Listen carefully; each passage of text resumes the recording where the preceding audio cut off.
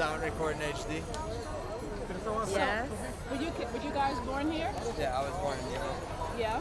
And so, but all three of you born here? Well, that's my sister. This is my sister's boyfriend. So, but you still feel like you need to be out here even though you were born here. Well, I honestly I feel like, to me, this is like I'm trying to start something. So I'm basically here on my own movement, you know what I'm saying? But I do support this, but I'm more here for this. What do you mean? So what's your movement, driving while brown? It's just kind of for the racial profiling, the idea that you're going to get racially profiled while driving. And so just thought it was a good capitalistic opportunity is how I felt about it. So Cal had an idea and I went with it. She's the one that's really against the whole bill thing. But you're not against it?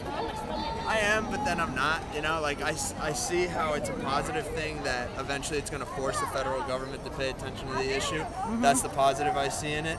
Now, negative, the racial profiling, I see that as a negative, but I do think that something needs to be done about it. So, at a time like this, at least, if we were prospering still and doing great, I wouldn't even worry about it.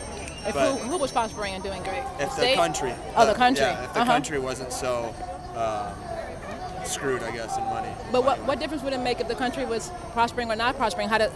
Immigrants are suffering either way, no? Well, immigrants are suffering, but they're also suffering off of the boycott that people are moving. Because that boycott, I think, is going to affect the working class more than anybody else. And that's one of the reasons why I'm kind of... You're not for the boycott? I'm not for the boycott, no.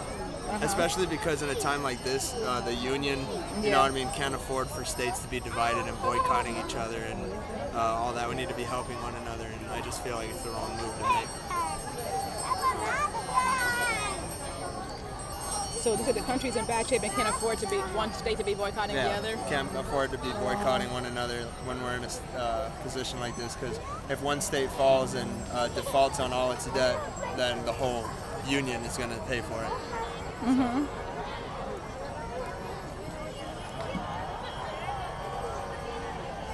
Spoken like a true capitalist. Yeah.